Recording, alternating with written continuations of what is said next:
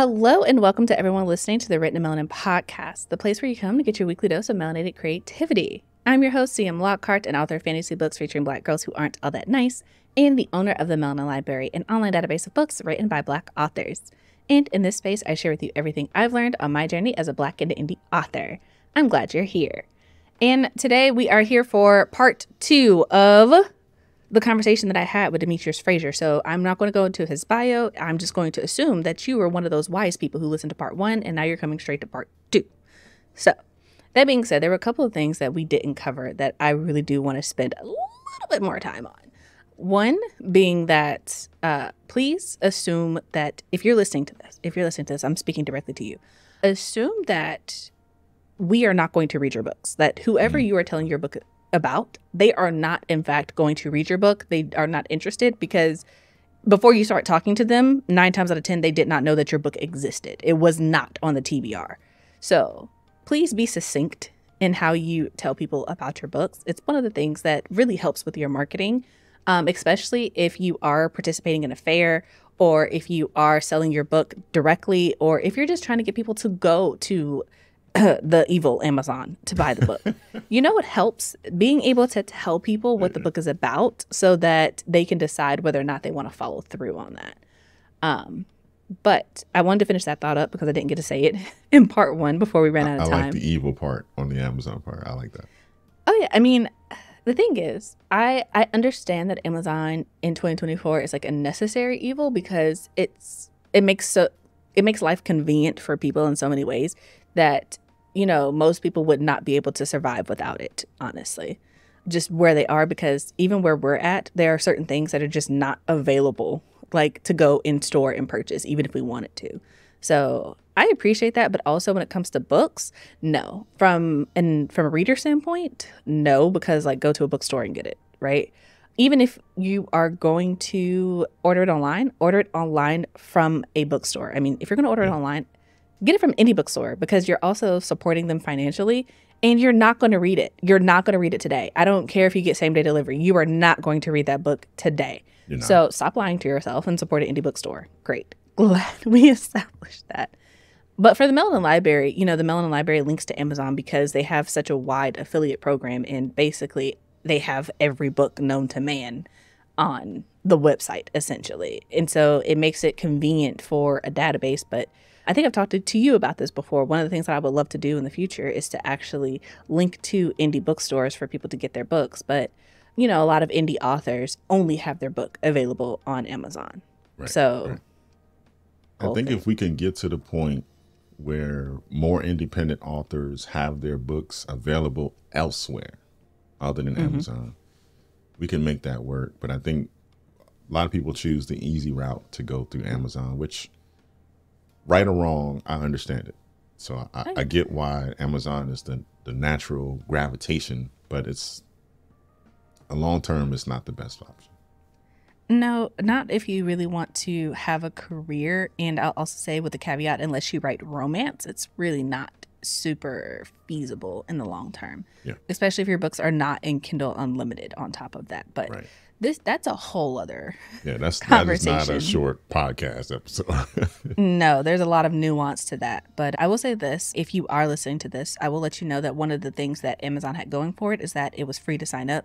Ingram Spark for authors is now also free. So you can get into it. The level of entry is a lower now.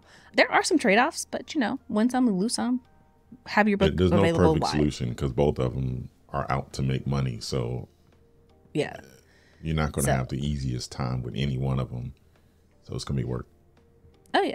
So that's something to keep in mind. But the main question that I wanted to ask you before, you know, we went our separate ways, is if you guys are listening to this, you know, we do have a backstage. And if you join the Patreon, then you can be backstage and asking questions real time. Like I said, $3 gets you in. So sign up. It supports the Melanin Library, the podcast, the YouTube channel, all of the things. So, but we do have a question backstage, and that was, what do you look for when it comes to filtering out books for their quality? Because you mentioned that, you know, your bookstore, when it comes to indie books or trad books, you know, they've got to be good. Like, you're not stocking trash. So one, do you read all the books that come through the store? And then if so, or if not, you know, how do you filter that out for quality? So, good question. I would love to say it's an easy answer, but the first thing we do is we do look for, what is your book about? Mm-hmm. Will it match up with our readers? So we try not to do too many memoirs. Those are very personal. They're connecting with Chelsea. And if you're unknown and you have a memoir independent, the hurdle for people connecting with is much higher.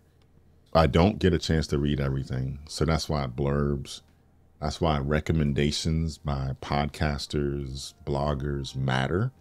Because if I have a trusted source, I can at least say, hey, I saw this on the Between the Reads podcast, and I got to hear a little bit about what the host thought about that book. I can always lean on that a little bit. As far as the book itself, I'm looking for quality printing. I'm looking for thoughtfulness around how the book is designed. We Are the Origin. I'm gonna use your book as an example. There's some artistry in there, things that would like delight the customer. And I want to make sure we have those pieces in there because, again, we're trying to convince them to read your book where they may already be convinced of a Colson Whitehead book because they've read Colson Whitehead before. So you're the newbie. So how do I get the newbie? I'm like, oh man, this is a great looking cover. People do buy for covers.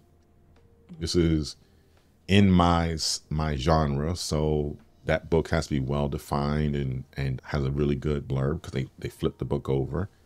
Or, and this is the part where you got to be really good about explaining your book, they ask us. So I have 2,000 books in my store and I got to know what that book is about. You think I'm going to memorize a 2-paragraph essay on each of your books? No, I'll be like, no, that book is around, what do we say?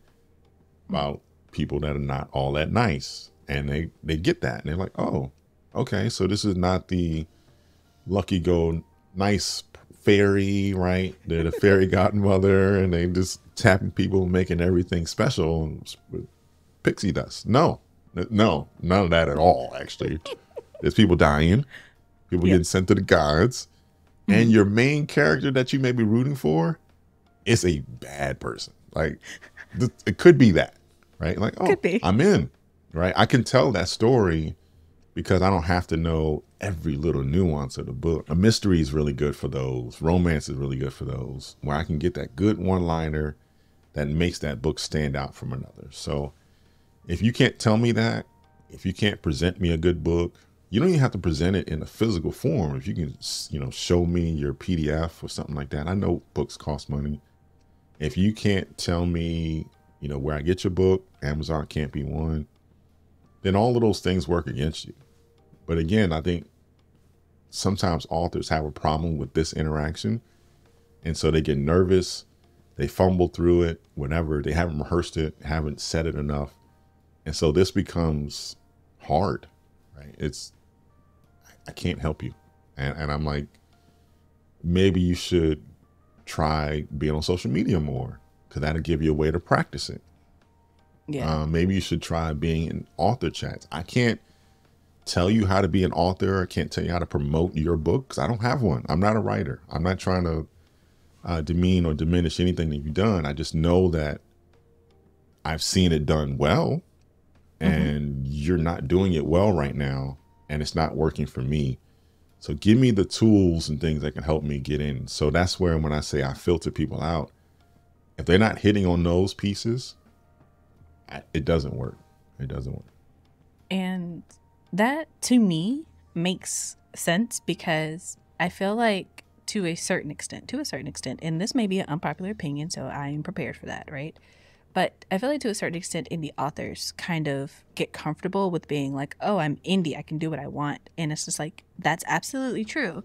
But also recognize that you are not in this bubble alone. And for a lot of indie authors, there's still like this bar of success that you want to reach, that you want to cross. Right.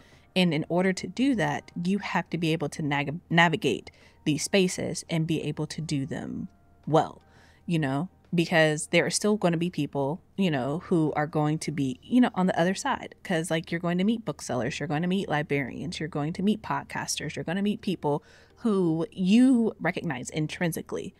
If this person can get behind my book, that is going to be a huge win for me. And being able to have that conversation comfortably and confidently is a skill that has to be learned. Like, some people are naturally good at talking, right? That is a thing, right? But for a lot of us who are introverts, who are good at this, it is practiced. It is, standing in front of your mirror. It is sitting down, coming up with something and saying it out loud enough until you get muscle memory in your mouth and you can say it without stumbling over it. Because honestly, I can tell you We Are the Origin is about a group of assassins who have to work together to save the gods in their realm from destruction. If you ask me about anything else, I'm going to be like, it becomes like let me think about it. Yeah. And I start stumbling over it because I have that part down as rote memory at this point. And a lot of times being able to do that is enough to get you in the door. And then you can get into the long-winded, what else is in it? Like, what is it actually about? Then you can get into your like, okay, well, now that you're here, we can actually like talk about it a little bit more casually. But like I said, I'm really glad that you said that, because I feel like, again, more authors need to hear that. Like, there's still a level of professionalism here. There's still, the details matter. And like you said, even though you're not an author, right, you're still really important to this whole ecosystem of publishing. Your opinion matters more so than probably other authors, because at the end of the day, as an author, I'm not trying to sell my book to other authors. I'm trying to sell my book to readers. They're trying to get the free arc. Right. And that is also something else that frustrates me as an author. And I say to be careful as, to other authors, because everyone who asks you for an arc is not there to support you. So have discernment. And if a bookstore asks you for an arc, send it to them. Send it to them in whatever format they want. If a library asks you for an arc, which I don't think I've ever had that happen, but send it to them. The people who can make decisions about other people getting your book en masse, prioritize them being able to read the book if they're interested. Yep. But that's my 2 cents. Spend it how you like. I'm not going to hold you guys, but I felt like this was a really important thing to mention. There was one other question I think I saw in the chat. I just want to address real quick. It was around the pricing of books. So our sweet spot is like $28 down to like $12, right? So somewhere in there. The hardcovers typically on that higher end. Paperback is typically middle to the lower end. If you're higher than that, then you have to justify why you're higher than that. If your paperback is $30, someone should be able to say, not only is this a good book, but dang it, they gave me the splayed edges. They gave me, some artistry. I really love this author. This is a great book, whatever the case may be. So be careful with your pricing too. And one last thing we didn't talk about, the spine. If you have a skinny book and there's nothing on the spine, you're really hoping that your book is face out. And on my shelves, your books are not always going to be faced out. So if they can't see, all they see is black, black, black, they're going to pass right over it. They don't even see your title. I'm going to actually disagree with you there. I don't care if your book's not facing out or not. If you're just selling it on Amazon, you need some text on your spine. I don't know who told y'all that you didn't. Something. We got a lot of them. I won't name the authors, but we got a lot of them. That's like the ego. Yes. Wow. I don't need anything on my spine. Right. That's crazy. You definitely need something on your spine. And also consider this slight authoring hack. If you have a really skinny book, you probably need a smaller dimension so that your pages take up a little bit more and your spine is a little bit wider. So you have something to work with. Just slight hack. You don't need a 5x8 book if your book is only 75 pages. Get a smaller dimension. That way your book is at least 100 pages. If your book is not at least 100 pages, then consider if it needs to actually be printed, like being real, because books are expensive. But if you're only selling 75 pages at a time, it's going to be really hard to justify marketing that for like $6, $7, $8, $10, $12. Unless you're a poet. Unless you're a poet, in which case I don't know nothing about that. So those can be a lot thinner, but for my fiction girlies. Yeah, put something on the spine, please. And if you can do me a favor, sci-fi writers, if you can help me put the number on your book. Don't have to. Mine's on the spine. That's what I'm saying. Just if you just tell me this is, because I get that all the time. What number is this one? I'm like, I forgot. If it's a 2-book series, I usually remember. When they get to like 6 and 7, I'm like, I have no idea. I have to look it up. I'll be right back. Yeah, I feel that. I will say that I have learned that for We Are Dying Gods, that I should have put in the beginning, like, hey, this is book 2. This is the first book in the series. So that's something that if I do a reprint of the book, that I will have that. But we live and we learn. We live and we learn. Yeah, I know. That's what we're just giving this as tips and tools, not judgment. Not judgment. So, but I am going to add a slight plug here to say that, hey, if you want to work with someone who has their books in one of the best bookstores on the East Coast, in America, honestly, because I mean, who's doing it better? Who's doing it better? I can't say. I can't find them. I don't know. I'm sure they exist. I offer coaching services. So if you guys are interested in talking about how to get these things together, like your cover artist, your spine, your formatting, the artwork inside, what the interior of your book should look like, and everything in general, feel free to get at me. I also do offer developmental editing, so I can help you with that as well. There are links in the description box / show notes, depending on wherever you are listening to this at. And yeah, Demetrius told you where to follow him on socials in part 1. So slight plug to go listen to it, because I don't know why you're listening to part 2 if you haven't listened to part 1, but you know. It's a little weird. But that is it for this episode of the Written in Melanin podcast, you guys. Like I said, this is part 2. Make sure that you listen to part 1 so that you can get the full conversation. And if you would like to support this podcast, then share it with someone that you think may enjoy it. Join the Patreon at patreon.com/written in melanin, or grab a copy of my books from my website, cmlockhart.com, or head over to Resist Booksellers and you can get them from there as well. There are links in the show notes / description box for everything. And thank you guys again so much for listening. Until next time, I hope all your books are full of melanin.